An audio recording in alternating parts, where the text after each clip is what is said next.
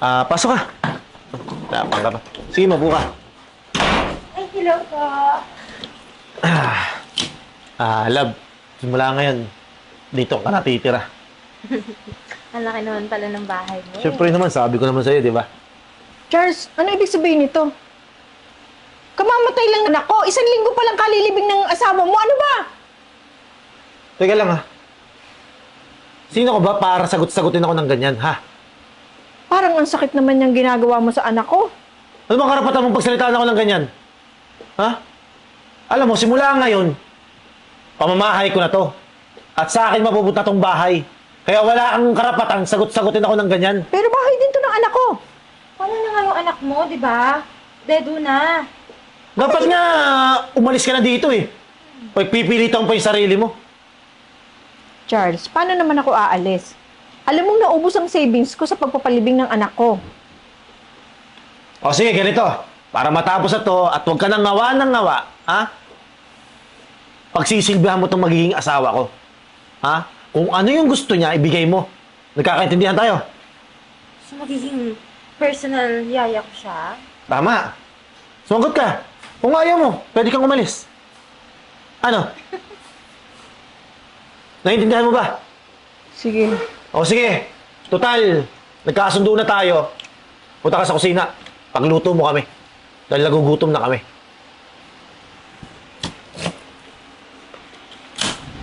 So, paano lab? Alam mo, mas mabuti pa habang nagluluto si Gina, ha? Doon tayo sa kwarto. Magpalamig. Lagi na. Ito yung dagdagan ng kanin yung kinakain mo. Wala nang ulam. Unti lang niluto ng makin lang.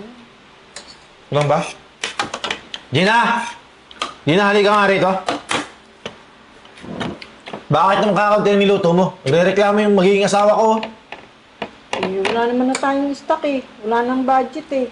Pinagkasya ko na nga lang yan eh. O siya, sige. Kumain ka na lang muna. Mamaya kakain tayo sa labas. Busin mo na yan. Tiran nyo naman ako ng kaunti. Wala na doon. Nilahat ko na yun dyan. Gutom na rin ako eh. Nagpapatawa ka ba? Nagreklamo nga ako kasi wala nang ulam, tapos titirahan ka pa? Pwede naman. Kain ka tinik. Hindi, ano na lang. Tutal, kakain naman tayo sa labas. Unang busin yan. O yan. O yan, ha? Ito. Tira namin, kainin mo. Pero huwag mo lalahatin, ha? May aso kami, di ba? Pakain mo sa aso namin. Kumuha ka lang ng kaunti. Nagutom talaga ako eh. Yan o ngayon kung nagugutom ka. Ay, mami, ito, dinala kita ng ulam mo. Tama-tama, ha? Jeboy, napakagaling mo. Paborito to ng aso dito, di ba?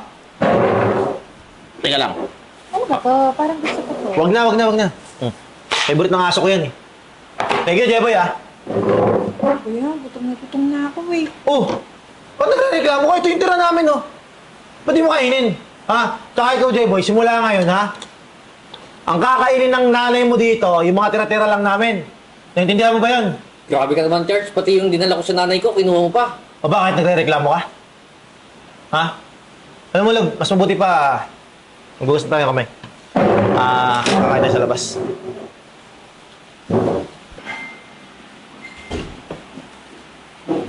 Mami, wag mo na kainin yan. Ako, Jeboy eh. Mami, wag mo na kainin yan. Mami, hayaan mo. Gagawa ako ng paraan para mapunta sa atin tong bahay at pera ni ate. Kasi di naman ako naniniwala na kay Charles mapupunta yung buong ari-arian ni ate. Kasi alam ko, mahal niya tayo. Kaya mo na, Mami. Tara na, magpahinga na lang muna tayo. Ligpitin mo na to.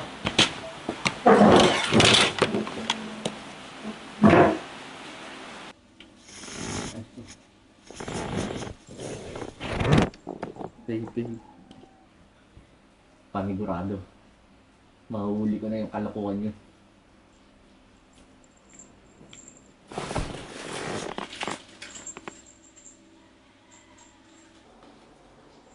Ako nagigigil na ako dyan sa matandang yan, ah. Dapat yan, dinidispatch siya na. Hindi niya pwedeng malaman lahat ng totoo. Dahil mawawala sa atin lahat ng yaman ng namatay mong asawa. At isa pa, hindi pwedeng malaman ng mga pulis. Nako ba?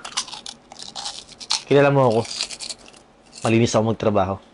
At saka huwag kang maglala. Tinawag ko naman yung lawyer eh.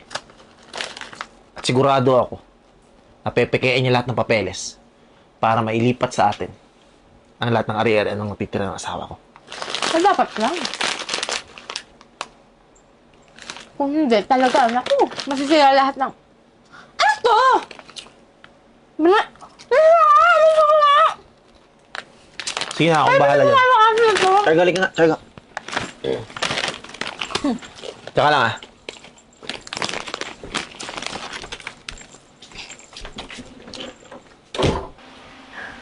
Grabe yan si Charles. Bakit niya nagawa yun sa ate mo? Grabe sila, hindi ko maintindihan kung anong pakiramdam na kung ano yung sasabihin ko sa kanila. Mami, kumalma ka. Hintayin na lang natin sila. Mami, kalma lang. Oh. Yun na pala sila eh. Oh, tama-tama. Attorney, nandito ka na pala. So, kamusta yung napag-usapan natin? Na-transfer na ba sa akin lahat ng ari-arian ng dati kong asawa? Pasensya na, Mr. Charles. Dahil wala kayong matatanggap. Anong ibig mo sabihin? Ha? Dahil kayo ang naging dahilan sa pagkamatay ng asawa mo. Teka lang ha. Hoy, mapagbintang ka. Saka nakakakuha ng mga ganyang pagbibintang mo at abogado ka, nagbibintang ka, wala ka namang ebidensya. Ano yung ibig sabihin nito, ha? Bakit may pulis? Ebidensya? Ito, pakinggan nyo. Hindi niya pwedeng malaman lahat ng totoo. Dahil mawawala sa atin lahat. Nang Hindi yaman totoo ng yan. namatay mong asawa. Gawa-gawa niyo lang yan eh. Hindi pa ba sapat ito? Teka lang, attorney ha. Anong ibig sabihin nito, ha? Baka nakakalimutan mo yung sinabi ko sa'yo. Kaya pala wala kang pakialam sa pagluluksa sa asawa mong namatay. Ha? Kayo palang dalawa ang nagpapatay. Mga walang hiya! Mami! Mga walang hiya kayo! Anong ginawa niyo sa anak ko? Mga walang hiya kayo! Tandaan niyo ha? Sinasabi ko sa inyo, mabubulo kayong dalawa sa kulungan! Mami! Mga demonyo kayo! Kalma ka, Mami. Hayaan mo na yung pulis ang bala dyan. Sir, sumama na po kayo sa presinto. Tara na po.